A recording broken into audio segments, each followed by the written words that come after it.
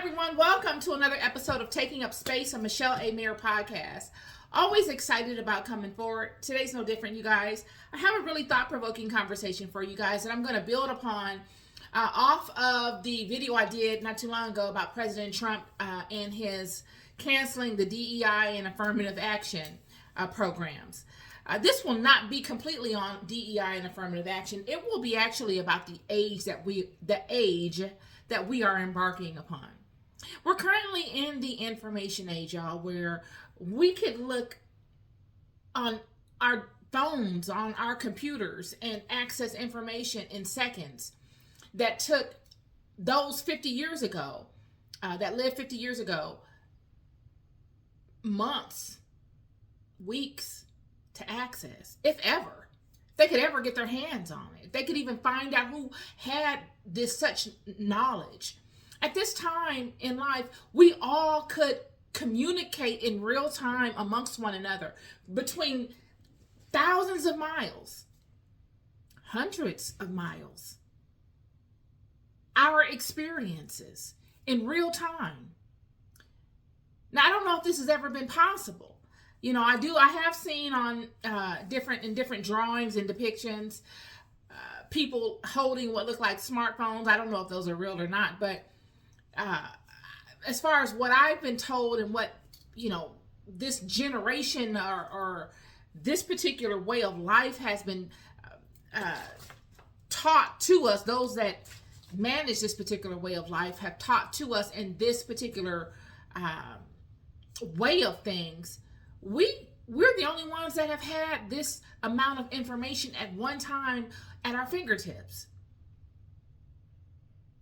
So yes, this is the age of information. I don't care where you go on the planet, it's the same thing.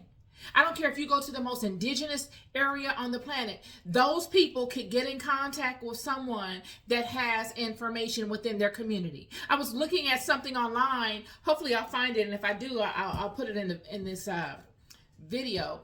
A tribal man in Africa. Looked like one of the Zulu warriors, had the Zulu warrior outfit on, the little, grass area here, and no shirt, and a spear and a thing on his arm. He's hopping in the bus after he does his tribal dance, talking on the cell phone. So yes, everyone has some form of communication, some form of device that taps them into the World Wide Web, the internet.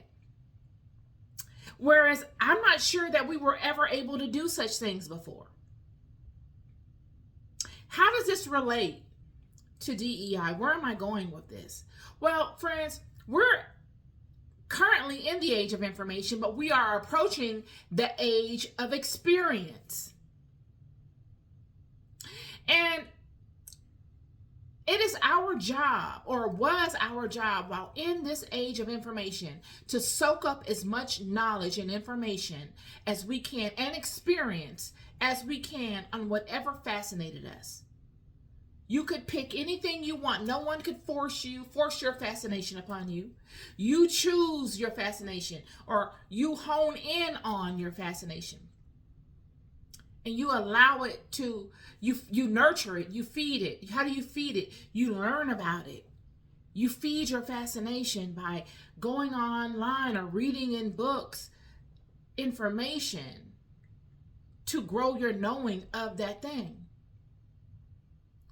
You could go online and learn a plethora of information on one particular topic from various sources, whereas before you had to go to the library, or you had to involve yourself in groups of people and schedule time to go to those groups and things of that nature.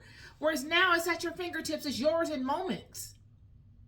Yet if you don't take advantage of it, it doesn't suit you at all. It doesn't serve you. And this is where I'm at with the whole purpose of me coming forward with this conversation, is that those that, as we see with the DEI and affirmative action, these programs that were put in place so that all those people that were excluded from certain environments could have a fair chance at being a part of those environments. they could be inclusive, they could be included, and they could get in those environments and learn those environments and learn what it took to compete in those environments. And they would have the environments would have training set up for those people to ramp them up so that they would be successful, with the hopes that those people would do well in those environments and pull others up from their communities into those environments for generations. And many took advantage of these initiatives, these programs. Yet there were some that did not. And there were many that just thought that they would be around forever. They became a way of life. They became normal. We didn't depend on it like, okay, affirmative action is going to get me in, or a DEI is going to get me in. We didn't look at it like that because it was so ingrained into the environment. It just became a one-off. It became a no-brainer until it doesn't exist any longer. It's the same way with this information age. We are currently in the most powerful age, friend. I can sit up at night and look on. I don't even watch TV, y'all. I look at informative videos that are based on truth, because the amount of information is so vast. I don't even need TV. The YouTube is my TV, friend. I can scroll YouTube and listen to thought-provoking content just like I am reading a book, because it's the same thing.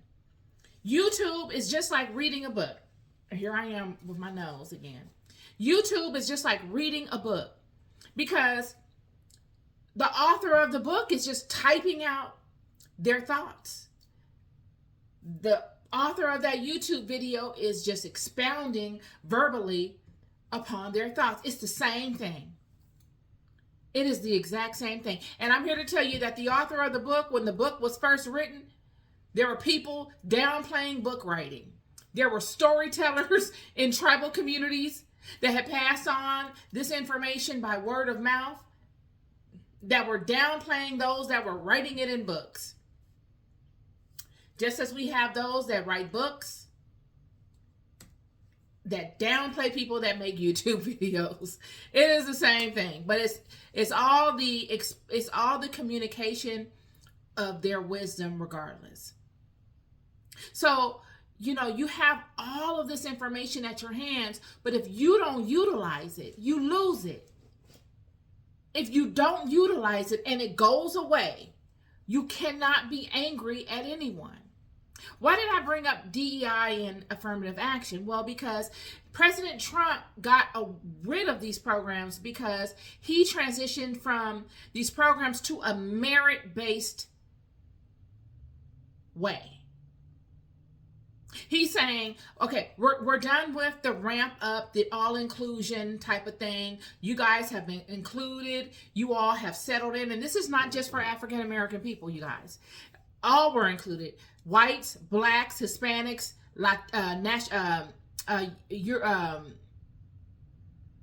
Middle Eastern, Asian, Indian, male, female, gay, straight, handicapped, disabled.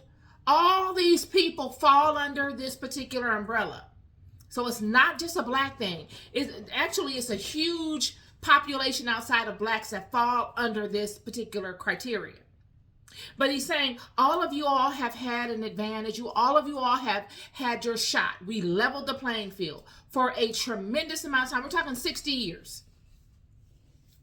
60 years, we've leveled the playing field. 50 or 60 years, we leveled the playing field. So now everybody's acclimated. Everybody is acclimated. And now we're transitioning to a merit-based environment where we will pick you off of merit. What is merit? Friend, merit is experience. They are going to pick and choose based off of your unique experiences that you bring to the table.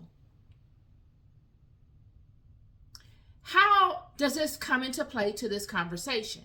Well, we are currently in the age of information, and it's coming to an end. And we are embarking upon a new age, y'all. The age of experience.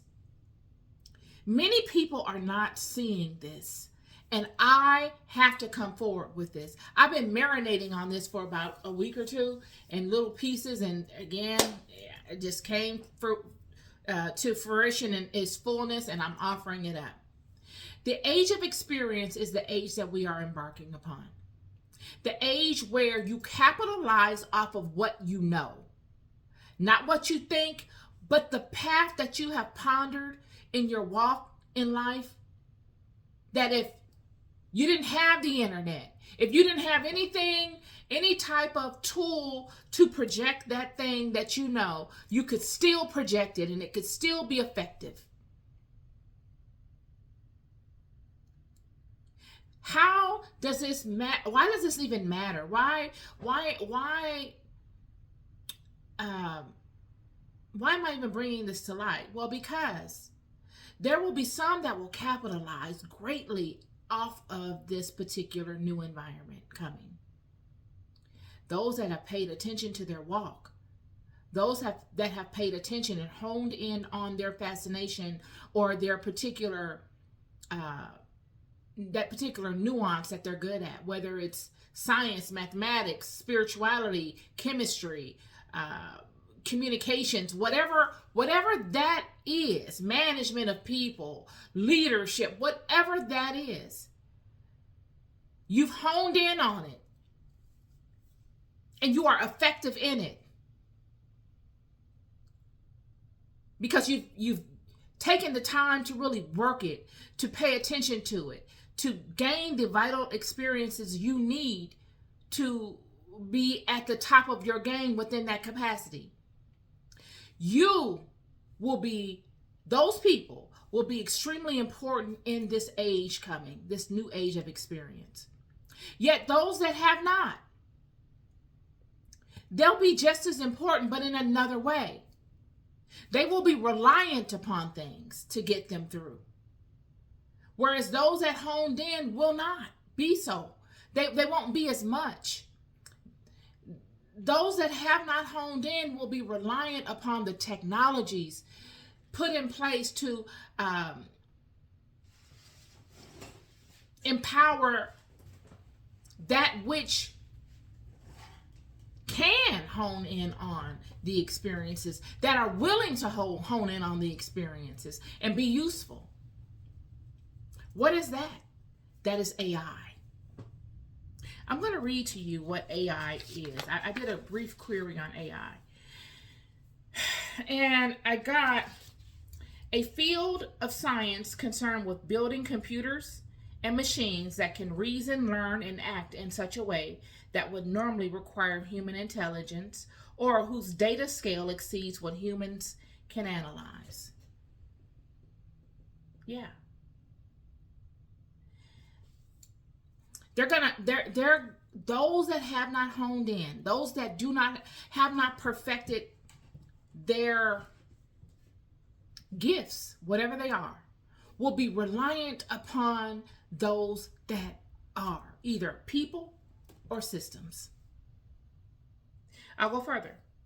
AI makes possible for machines to learn from experience, adjust to new inputs, and perform human-like tasks.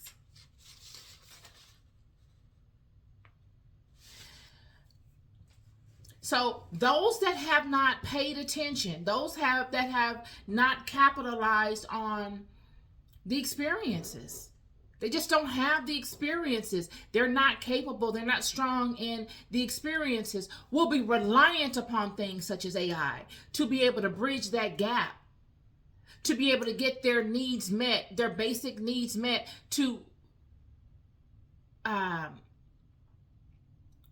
create a livelihood for themselves. Because things will shift in such a way, they will have to do that.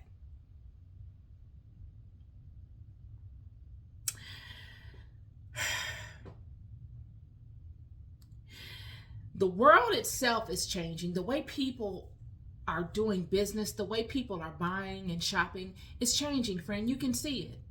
I did a video not too long ago about, out of nowhere, I was at Jersey Mike's Deli, and I had gotten to the car, and I thought, I love coming to this place.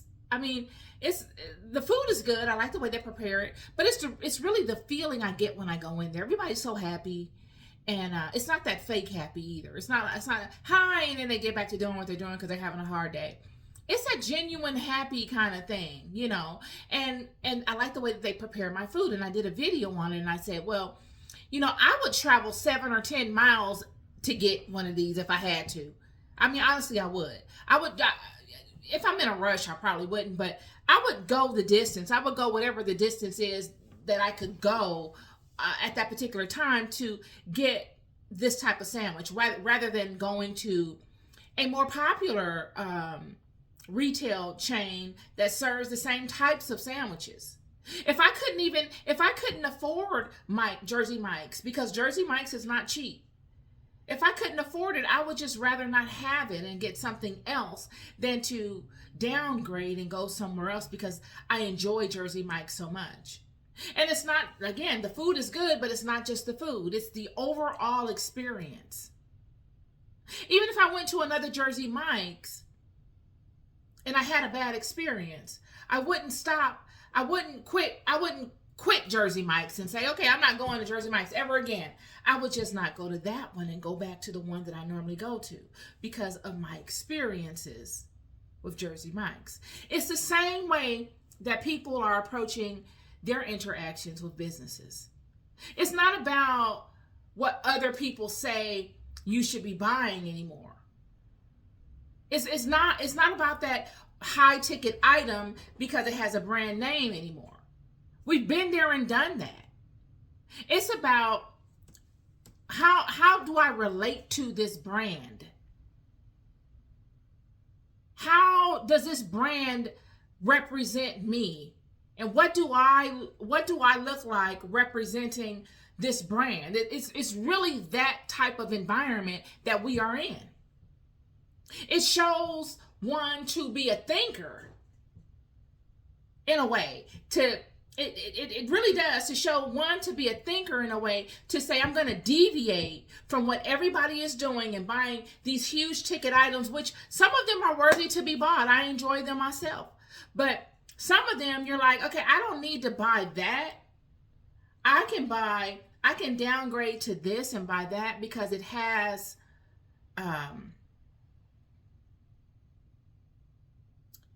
because of the integrity factor, because of what it represents, because of the customer experience, because of the story behind it. These are the things, these are the intangible things that will come into play in the age of experience that people will begin to buy into. People will always buy into spirituality because it is what grounds them. People will always buy into cultural experiences because it is what connects us. These two people will always buy into. People will always buy into storytelling, passing of information, whether culturally or within whatever vertical. Any type of real life event that was impactful because of the integrity factor, people will buy into and people will use to uplift one another, to make it so that another feels like they're capable because they remembered how David slew Goliath. They knew all of the stories of all of the great ones that came before them and how they were able to weather such tremendous things. And it gives them the motivation and the wherewithal to know that they can too. These things will never go away. But the blind following because it's popular and overspending on things that will never serve you and you'll never get a positive customer experience from. These things will fall away, friend, in the age of experience.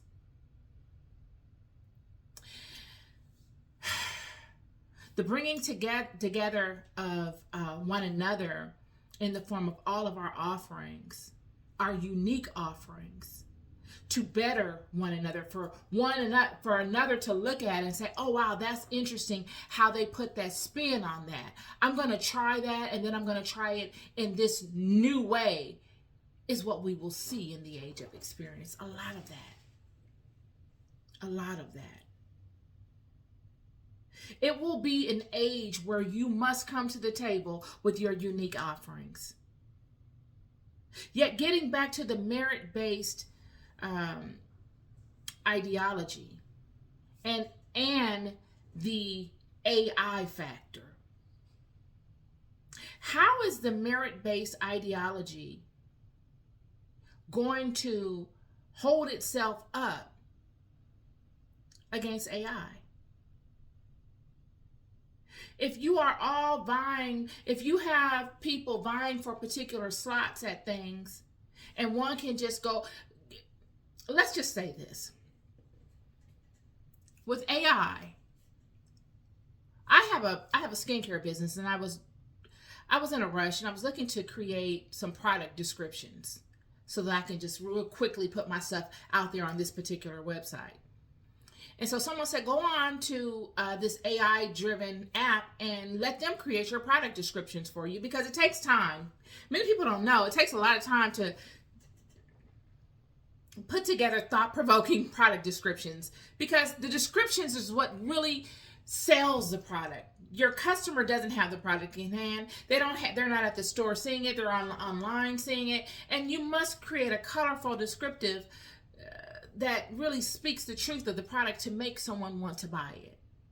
So it's a big deal. So I went online and I created these product descriptions using this AI-driven app, and they were really, really good. And I was like, wow, okay, great. And then I immediately thought, wonder how many other people have created such things, and what would set mine apart? And then I thought, because I write as well, and I'm not at the peak of my writing skills. I'm pretty good, but I'm nowhere near where God is leading me to be. And I thought, wow, I could really get some chapters of my book written using this AI. And then I thought, no, why would I do that? I'd be weakening myself.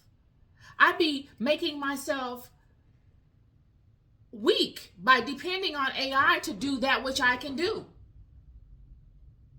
I wouldn't be gaining any more experiences to better myself, because it's the experiences that give you the advantage. It's not the bartering off of things. No, that weakens you. The experiences, the repetition of doing things is what gets you the advantage. It makes you better. So I said, no, I'm not going to use the AI to write my book, but I will use it to do these descriptives for this particular product so I can hurry and launch it. Well, it's the same thing if you use it to vie for jobs.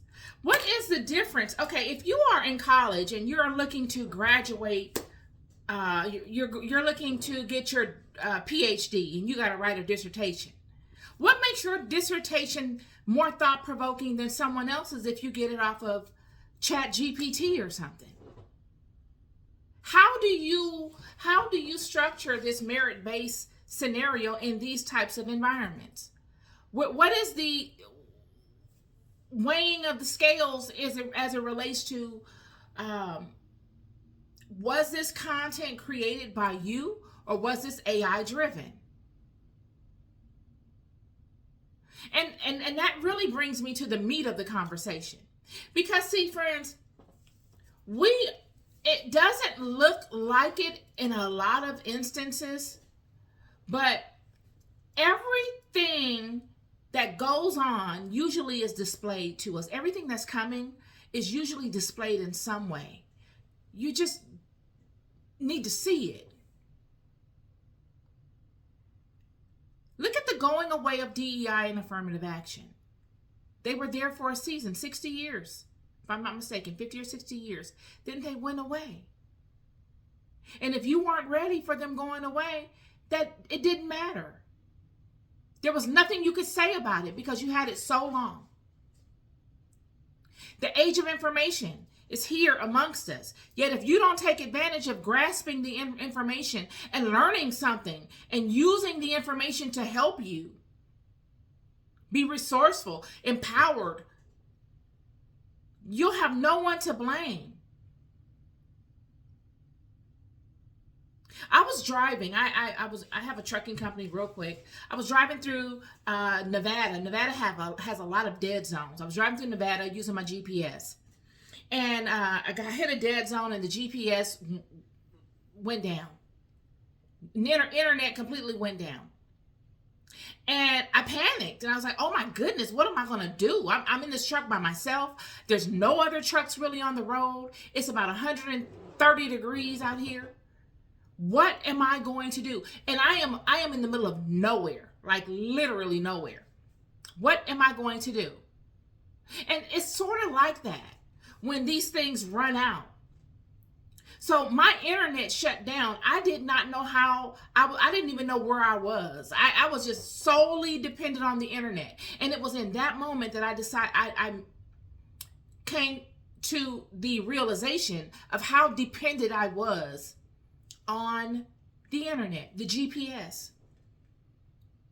And I said, okay, when we get to the truck stop, we're going to buy another device so we can have a backup. I did all this stuff to try to protect myself against it, and nothing could protect it because everything was dependent upon the internet. It's the same way with this. Whether it's DEI, affirmative action, AI, all of it. If any of these things fall off, in this new age coming, this age of experience, we're leaving the age of information, y'all. We're going into the age of experience where either you need to have the experience or they will have an artificial entity have the experience for you. And how will they know if you have the experience? There's only one way to test it. And how would they test it? They could test it a multitude of ways. One of which is, what if that internet went out? That internet that all of us depend solely on, would you still be able to be effective? Would you still be good at what you do with or without that internet?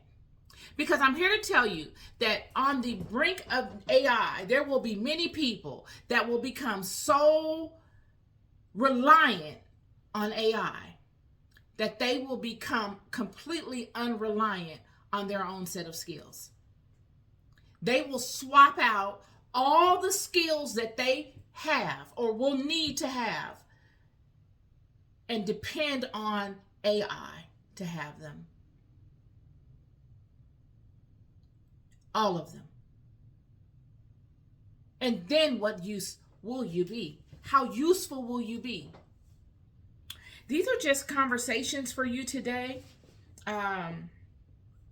Just some things to think about. We're entering into a new age. How long was this information age? 50 years? This AI age will be about that as well. Not AI. Yeah, AI experience age. It'll be about that as well. And every age comes and goes. You have to always be capable, y'all. Always invest in yourself. Not in a car. Not in I'm going to say this and I'm going to end it. My best friend's mom, bless her soul, passed away. And she told us, she said, you girls have it wrong. You girls invest in the wrong thing. You guys want all these bags and these clothes and these cars and all this kind of stuff.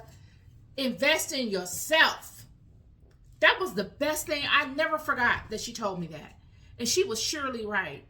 Invest in yourself. Build your kingdom up. No one can come and take your kingdom, friend. There's not a economic drought. There's not a recession. There's not a government. There's no one that can come and rob you of your kingdom if it is internal.